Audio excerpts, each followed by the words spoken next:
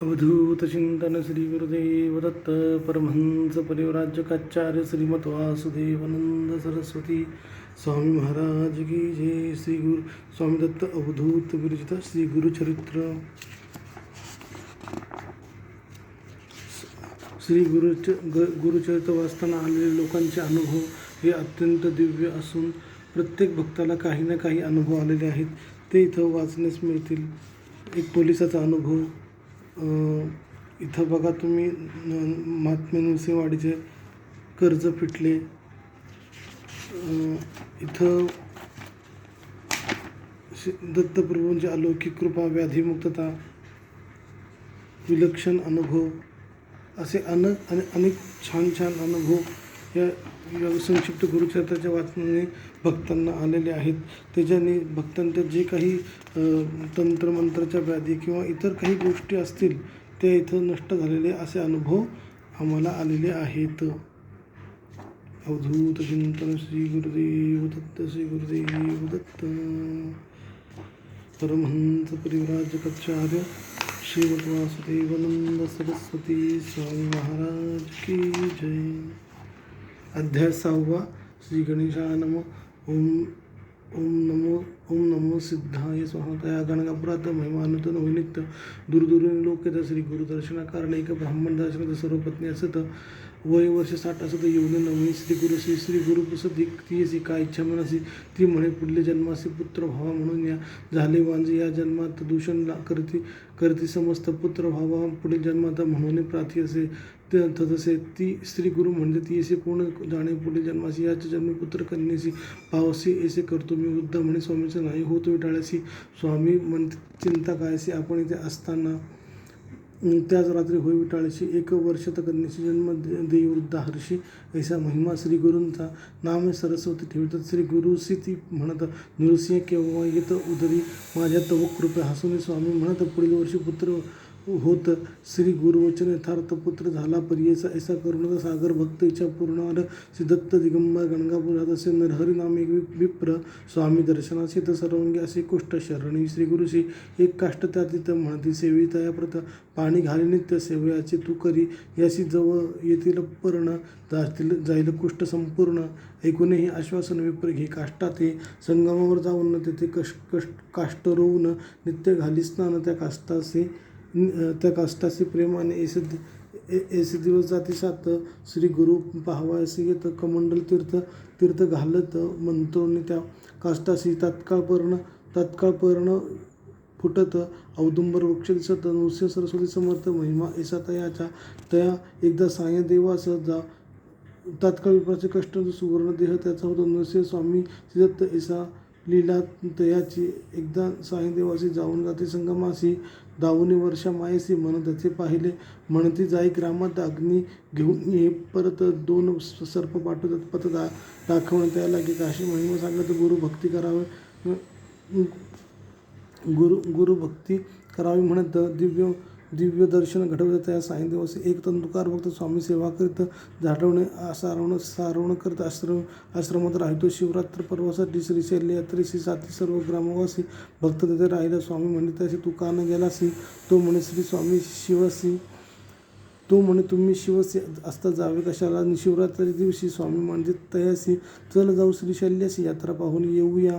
तो म्हणे श्रीशैल्य दूर असत 15 दिन चालायला लागत. आज शिवरात्र असत कैसे पोचू म्हणत असेत. त्याशी जवळ बोलित पाय धरी म्हणते घट्ट सुरक्षेने श्रीशैल्य पर्वतात जाऊन पोचले ते. स्वामी म्हणते तयाप्रत तू जाई मंदिरात.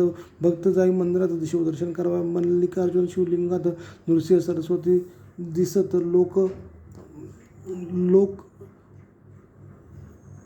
नृसिंह सरस्वती दिसत.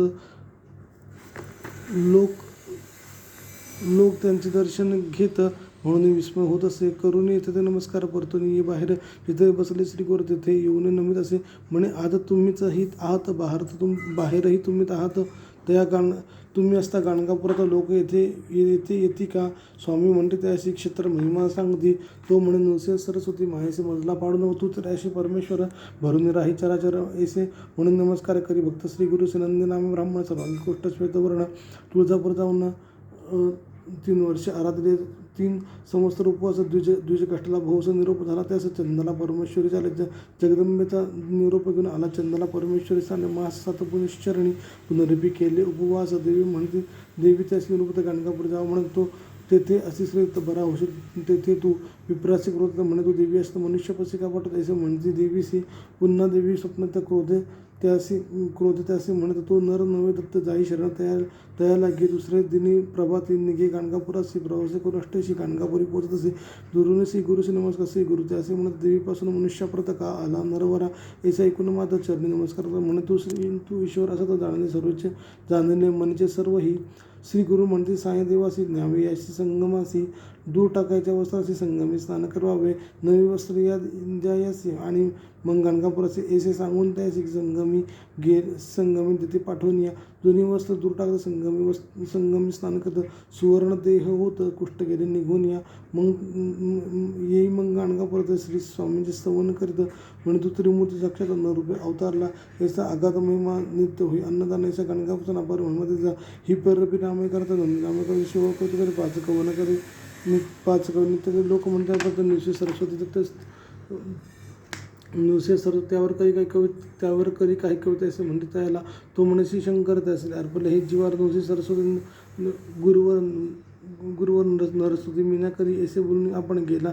शिवपूजा करता त्यांना लागले. त्या तुझ्या लिंगस्थानी नुसे सरस्वती बसले त्याशी दिसती हसून त्याची म्हणती माझी पूजा करतोस का पाहुणी ऐसा चमत्कार करी साष्टांग नमस्कार म्हणजे नुसे सरस्वती श्रीशंकर नरूपे अवतारला ऐसा येऊन गाणगापूर साष्टांग करून नमस्कार करता कवित्व करून ऐसा महिमा श्री गुरूंचा. गाणगापुरी श्री गुरु राहत दर्शन ते 7 भक्त सर्व ही श्री गुरु ते म्हणत यावे आमच्या घरासी. श्री गुरु सर्व हो म्हणते सर्व ही आपल्या घरात जाते पुन्हा कालांतरामध्ये म्हणजे श्री गुरु घरी आले 8 रुपये झाले आपण अपार महिमा नारायण. 7 ठाई गेले आपण गाणगापुरी होतेची ऐसा श्री गुरु नुसे सरस्वती अवतारला ऐसी त्रिमूर्ती गाणगापुरी वास करते. आता असे प्रत्यक्ष किती वर्णाव महिमा झाली. वेदांची लक्षावधी भक्त त्यांना उद्धारले. श्री गुरु गाणगापूर संगमाला शेतकरी करता नमस्कार करीन त्या श्री गुरु संगमी श्री गुरु म्हणत काय आहे तुझ्या मनात तो म्हणे शेतात विपुल धान्य पिकावं. श्री गुरु म्हणते त्यामध्ये कापून टाके शेत विस्मय पाहते भक्त काय करावे म्हणून या परीक्षणाचं सावरून म्हणे आज्ञाप्रमाणे टाके शेत कापून बेडा म्हणते लोक तिथे परी घडले विपरीत ते रात्री अतिवर्षा होतं सर्वांचे पीक होई नष्ट वाचले. पीक भक्ताचे कापलेल्या शेतात 18 पट धान्य होतं. ज्वारी वाटे लोकात ओला दुष्काळ म्हणून या ऐसा आघात महिमा वर्णिता होईसी मा एक ईश्वरी महिमा नवसे. स्वामी सरस्वती म्हणून सरस्वती गंगाधर करी स्वतःशी नमस्कार. नुसे सरस्वती गुरु श्री गुरुदत्त महाप्रकटले.